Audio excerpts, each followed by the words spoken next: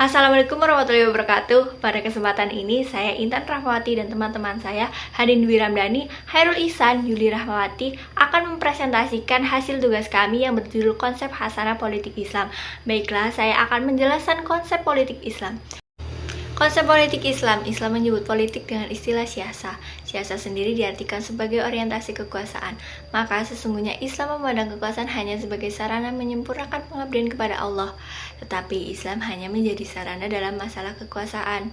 Politik sendiri adalah sarana untuk mewujudkan nilai-nilai yang baik dalam berbagai bentuknya, seperti keadilan, kebahagiaan, kemaslahatan, kebijaksanaan, dan masih banyak lagi. Politik dalam hasanah keilmuan Islam menunjukkan bahwa politik dalam Islam memiliki karakter etis yang sangat kuat. Syura berasal dari kata syuara, artinya saling memberi pendapat, saran, atau pandangan. Adalah tidak berat sebelah, tidak memihak berpihak kepada yang benar, tidak sewenang-wenang, tidak zalim, seimbang dan sepatutnya.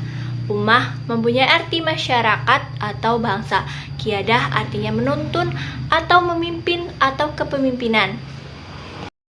Syura atau musyawarah adalah berkumpulnya beberapa orang dalam satu majelis untuk mengambil sebuah keputusan atau mufakat bersama. Masing-masing orang dalam majelis tersebut memiliki hak yang sama untuk mengeluarkan pendapat. Al-Quran hanya menyebutkan perintah untuk bermusyawarah atau syura. Dalam hal ini, bahwa syura lebih sempit daripada demokrasi. Apalagi jika menelaah pendapat beberapa intelektual yang menyatakan bahwa keselarasan syura dan demokrasi terletak pada beberapa prinsip demokrasi, yakni keadilan atau al-adalah, persamaan atau al-musawah, kemerdekaan atau al-huriyah, musyawarah atau asyura, dan pertanggungjawaban atau al-masyuliyah. Dari prinsip-prinsip ini bisa dilihat bahwa syura hanyalah bagian kecil dari sistem demokrasi yang lebih luas. Namun demikian, demokrasi sama sekali tidak bertentangan dengan Al-Quran. Justru Al-Quran memberikan landasan moral membangun sistem demokrasi. Karakteristik syura. Syura tidak mengenal perolehan pendapat mayoritas dan tidak memberi batas mengenai kuantitas. Syura juga tidak mengenal rumusan yang baku. Ada kalanya pemimpin atau penguasa mengambil sebagian pendapat majelis syura keseluruhan atau satu pendapat dari sekian banyak pendapat yang diketengahkan majelis syura. Ciri-ciri atau karakter syura sebagaimana telah disebutkan di atas bahwa syura dalam Islam merupakan sebuah bentuk pengambilan keputusan yang bersifat tidak mengikat, tidak didasari pada sebuah keputusan yang diambil berdasarkan suara mayoritas, dan tidak terbatas pada kuantitas saja, serta syura tidak mengenal rumusan baku, sehingga keputusan yang diambil bisa diterima oleh sebuah pihak yang bermusyawarah. Yang selanjutnya adalah al-adalah. Adil berarti tidak berat sebelah, tidak memihak berpihak pada yang benar, sepatutnya, dan tidak sewenang-wenang. Sebuah negara membutuhkan keadilan agar dapat berdiri. Keadilan yang menyeluruh, yang dengannya akan tercipta kedamaian, kerukunan, rasa hormat, ketaatan pada pemimpin, dan meningkatkan gairah rakyat untuk berprestasi. Pada ajaran Islam tentang nilai-nilai kehidupan yang harus dijadikan acuan, salah satunya yaitu al-adalah, keadilan yang berintikan pada pemenuhan hak-hak asasi manusia sebagai individu maupun sebagai warga negara masyarakat atau negara. Prinsip keadilan ditemukan dalam Al-Quran surat An-Nisa ayat 58 dan 135. Sebagaimana prinsip ini juga didapati dalam surat Asy-Syura ayat 15. Prinsip keadilan adalah kunci utama penyelenggaraan negara. Keadilan dalam hukum menghendaki setiap warga negara sama kedudukannya di depan hukum. Keadilan itu bermula dari sikap adil pada diri sendiri dan kemudian kepada orang lain. Keadilan kepada orang lain dapat diklasifikasikan dalam 3 kategori, yaitu yang pertama, adil kepada bawahan atau subordinat, seperti keadilan kepala negara kepada wakil atau pejabat eksekutif bawahannya.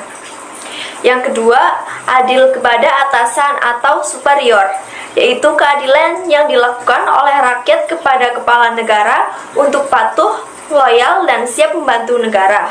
Dan yang terakhir, yang ketiga, ada adil kepada sejawat atau peer, yaitu keadilan kepada orang yang setara dengan cara menghormati sikap mereka, tidak mempermalukan dan menyerangnya.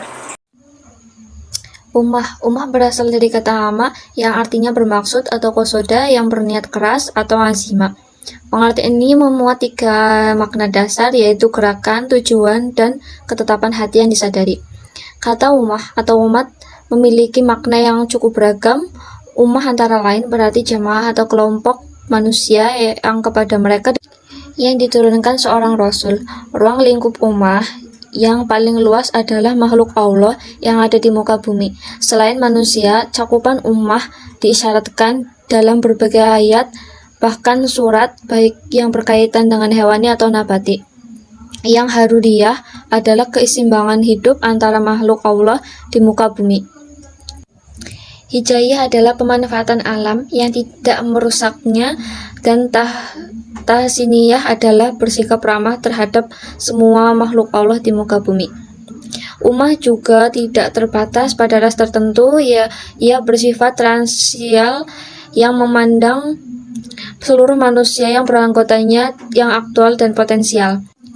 Ummah juga bukan negara karena ia adalah negara dunia yang transstatal yang bisa mencakup beberapa atau banyak negara. Begitu juga bagian-bagian ummah juga merupakan ummah meskipun mereka tak berada di bawah kedaulatan politik suatu negara, bahkan negara Islam sekalipun. Tentang konsep ummah dalam Al-Quran tersebut akan mendapat menggambarkan perspektif Islam tentang tatanan hidup bermasyarakat. Perspektif ini cukup penting untuk memperkaya konsep civil society dalam Islam. Juga penting untuk memberikan pijakan keagamaan bagi komunitas muslim di era sekarang guna ambil bagian dalam pembentukan civil society. Qiyadah. Al-Qiyadah Al-Islamiyah adalah sebuah pergerakan yang mendasarkan diri pada Al-Quran serta memahami Alkitab dalam konteks Al-Quran sebagai batu ajaran yang didapat.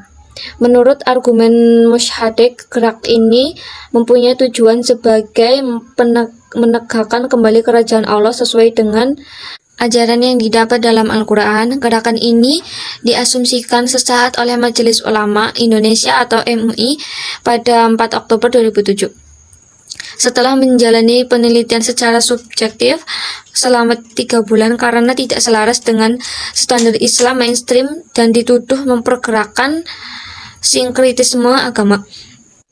Pimpinan Al-Qiyadah sendiri tidak menganggap Islam dalam konteks agama atau yang diasumsikan oleh kebanyakan pengikut sebagai himpunan ritual belaka, tapi dalam konteks sistem peradaban asasi yang pernah dialami Adam, atau dalam hal ini jannah atau kebun, amsal kedamaian dan harmoni.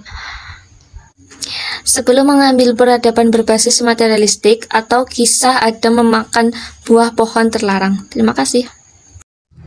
Sekian presentasi dari kelompok kami. Mohon maaf apabila ada kekurangan dalam penyampaian materi dan ada kesalahan dalam bertutur kata. Wabillahi taufiq wal hidayah. Wassalamualaikum warahmatullahi wabarakatuh.